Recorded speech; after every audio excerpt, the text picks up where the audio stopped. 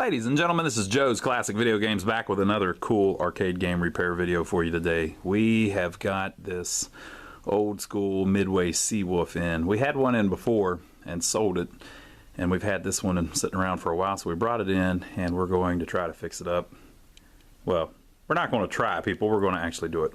We're going to fix it up, get it working, doing its thing, and we figured we'd film us kind of what we go through so that you can fix one up yourself if you find one in unworking condition. Now this one, as I remember, I think it was trying to work. It was kind of working whenever we bought it, but we always go all the way through them anyway, so it doesn't really matter. We'll get it doing its thing. It's in pretty good shape. The art is a little yellowed,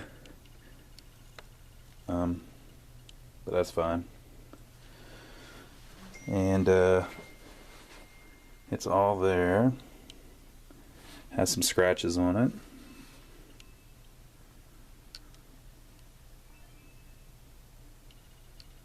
A little wear at the top.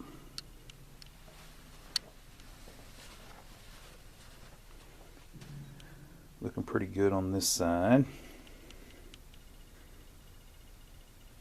You can see how it's yellowed.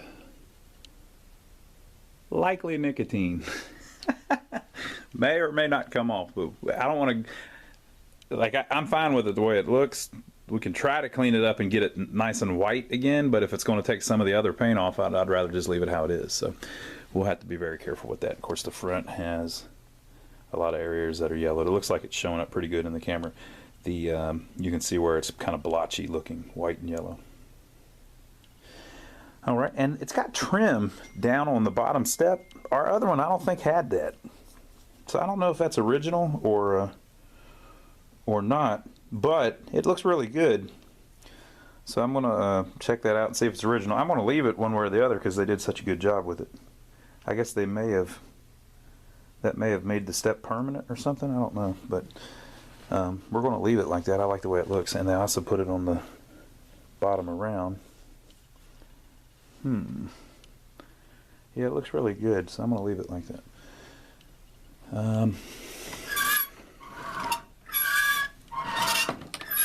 The periscope seems a little loose. I don't know.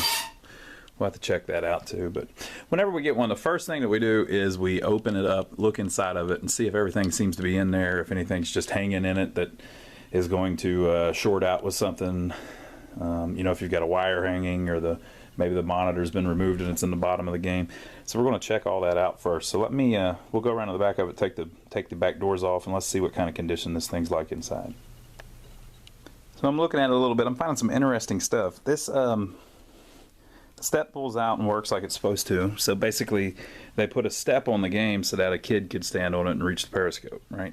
And it lines up just in the right spot. So look at how they did this. Now, it looks factory, but I've never seen one with this on it, so it very well could just be something that somebody added. But look how finished it is. So you've got this bar on the front, and look how it's rounded to meet that.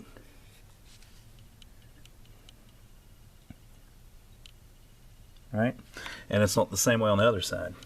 So that's not just a piece of angle iron that somebody threw on there. I mean, it's really finished. So it very well could be factory. They might have done that on some of the ones. They probably were having a lot of problems with the steps getting chewed up. A lot of these, whenever you find them, the step's missing, or it's broken, or the front's messed up. So it could be that later on they put that on it. So there's another thing on the back, though. So here's the back doors, and the operator has modded them by taking the little plate off of the inside that holds the lock and putting it on the outside, and then he's mounted these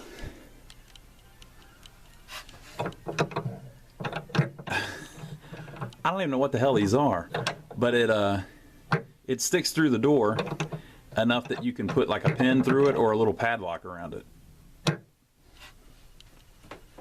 And so he put one up there, and he put one down here. Now down here, you can see where the the lock that was originally on there chipped that away.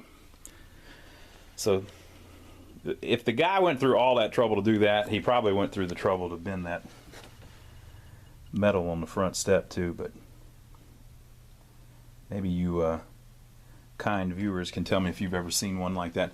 I've seen them before that had angle iron on them, but never finished like that, where it looks really nice. So let's look inside of it. So up at the top, you've got the periscope board. Looks like it might be a little loose up there, but I don't know. I don't see anything in the wrong spot or anything. Everything seems good. This plug over here is actually a test plug. Test jack. That's how you tell if your bulbs are all working. Okay, so down inside, we've got a XM702. That's the who made that? Mitsubishi? Is that right? No, not Mitsubishi. I can't remember. XM702, they're very similar. Well, I don't know. That looks like the Wells Gardner one.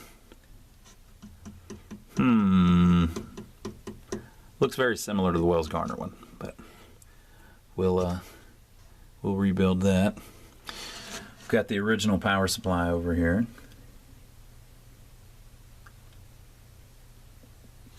Looks like it's a little toasty around those diodes, but those diodes are sticking way up in the air because they've been replaced by somebody. We've got the transformer.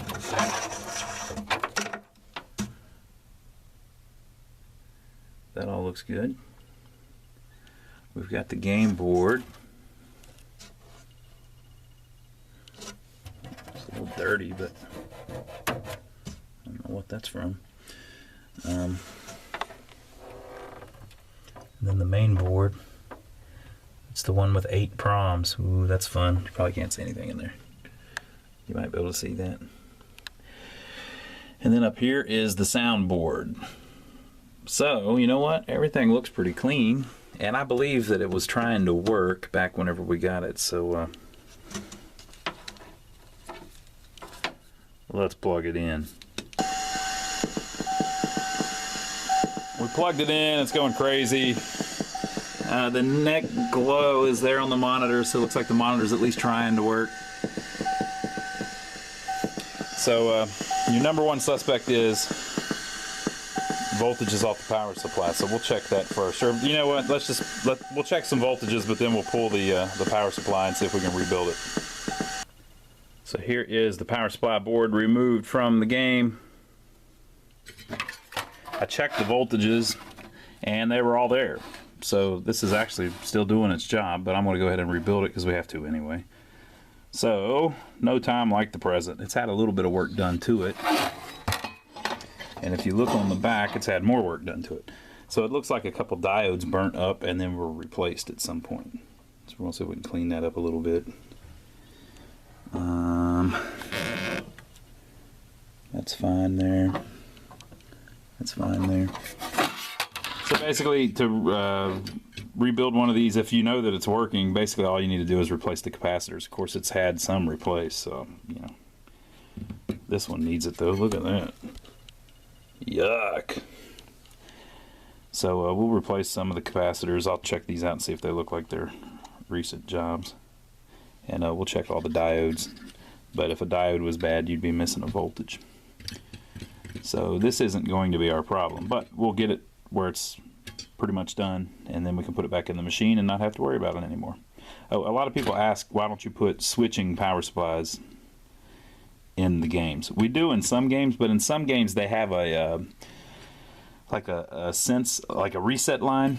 So a line that stays high and then goes low after it's on for half a second, or it stays low and then goes high after it's on for half a second, and you can't do that with the switching power supply. So you can put a switching power supply in the game and not worry about that, and basically it'll reset after it. The watchdog will reset it eventually, and it'll work. But the way we look at it is, a switching power supply is fine. That's a good design and everything. But this thing's still working from the 70s. You know, somebody's obviously serviced it at some point. But, you know, this thing's fine.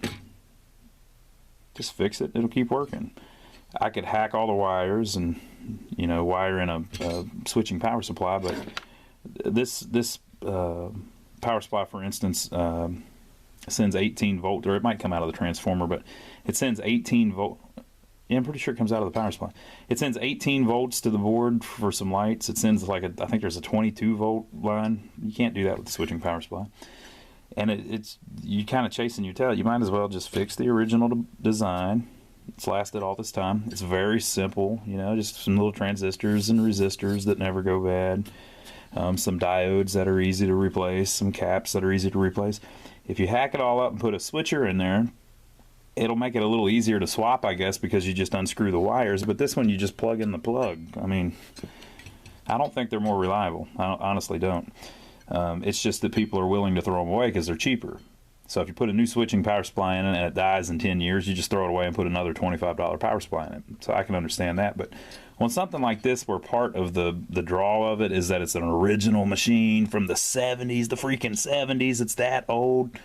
Fix the original shit. I mean, hell, it's not that expensive, you know. So we're going to recap what we need to recap, make sure everything's connected good, and then we're going to put it back in the machine, and this thing's going to last another 20, 30 years. So we got to put the power supply back in after we rebuild it, and we're getting just garbage all over the screen. So the next thing we're going to do is we're going to remove the game board and see what's going on with it. So this is the MPU board. So it sits in there like that. And so what we're going to do is we're going to clean the edge connectors. And then this one is where the power comes in. I'm going to see what the hell is going on with that little jumper that they've got there. This is another connector here. You want to clean that, make sure it's making good contact. And then on the main CPU, you want to clean all the proms. These are, it says D3604L-6 0296A. So I have no idea, but those are the game proms, and if they're screwed up, the game will not work. I'm also going to clean the CPU chip. So we're going to clean all the connections, basically. You'll get oxidization and where it's not connecting right, so it won't work. Then, after you check that on a Seawolf board, a Space Invaders board, any of that, you've really got a problem where these little mylar caps here, tantalum caps, these little tantalum caps. Oh, speaking of using the wrong word, earlier when I was saying a Mitsubishi monitor, I knew that was wrong. It's the Motorola monitor. Motorola, not Mitsubishi. So these tantalum caps go bad, and when they go bad, what they'll do is they'll short together. So you can tell if they're bad because one leg will be connected to the other if you check them with a multimeter. These go bad a lot on all of this old vintage stuff. Now these are ceramic caps. These hardly ever go bad. So your ceramic caps are almost never the problem. Tantalum caps, often the problem. They're actually worse than the electrolytic caps, because the electrolytic caps, usually they won't short. Sometimes they do, but... So I'm going to clean everything. I'm going to either replace or check. I'll probably just replace them. Then I won't have to worry about it. Replace all the tantalum caps. Make sure you get the polarity right, the positive where it goes and the negative where it goes. It's actually marked on it, looks like. Clean everything, and then we'll pop it back in and see if we get anything different. If we don't get anything different, we might try using our RAM tester, which will test all these RAM chips. It's a little EEPROM that you put in this first socket, and it's just a simple program that just tests for bad RAM. So we may have a bad RAM or something, or you've just got a dirty or bad program PROM.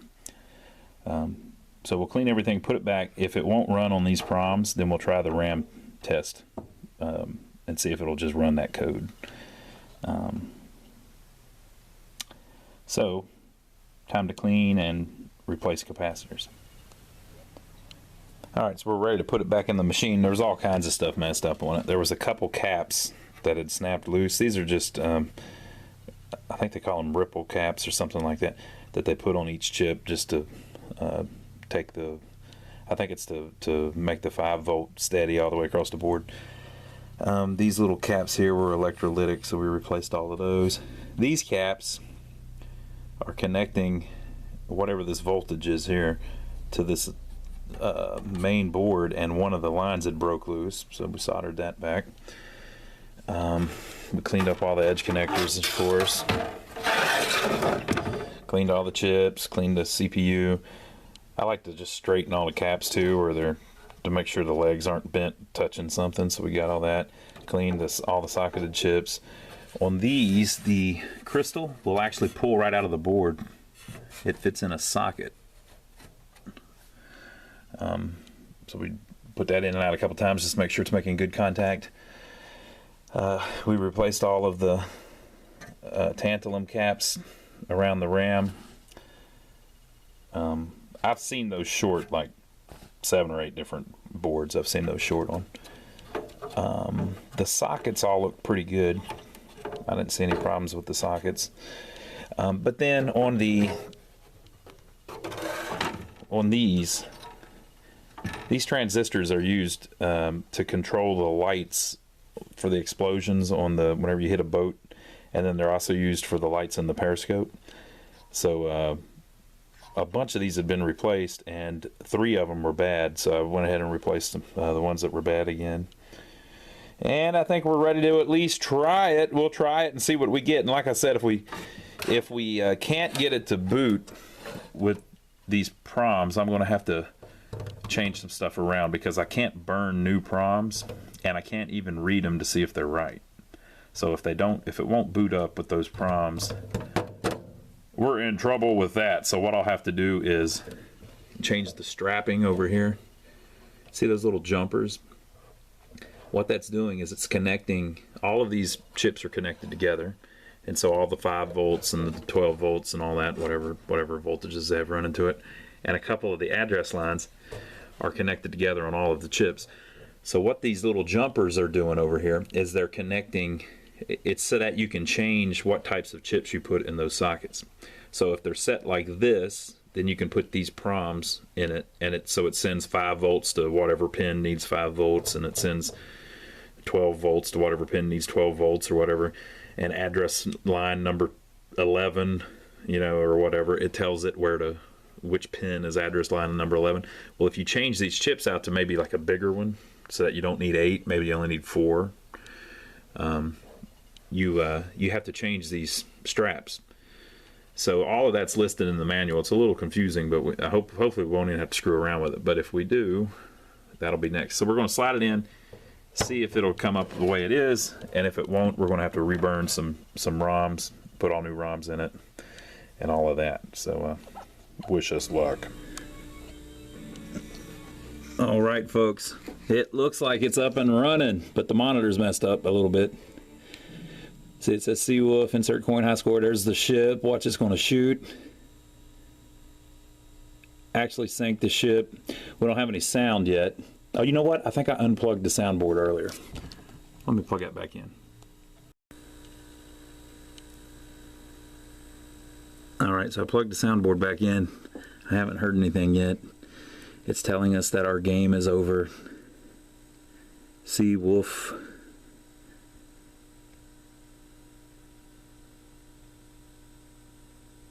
It might not even make any sound in attract mode.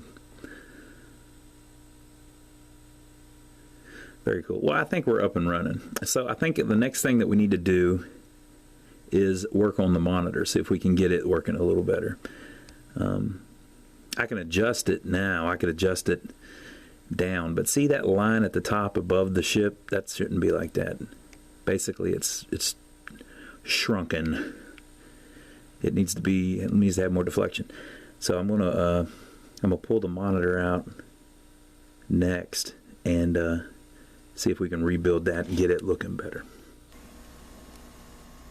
All right, folks, that's all for now. Join us next time where we will work on the monitor, work on the soundboard, work on the explosion lights, work on everything else, and then play it a little bit. So we'll see you on the next video. Leave your comments below. Give us a thumbs up for taking the trouble to bring you along on the journey, and we'll see you next time.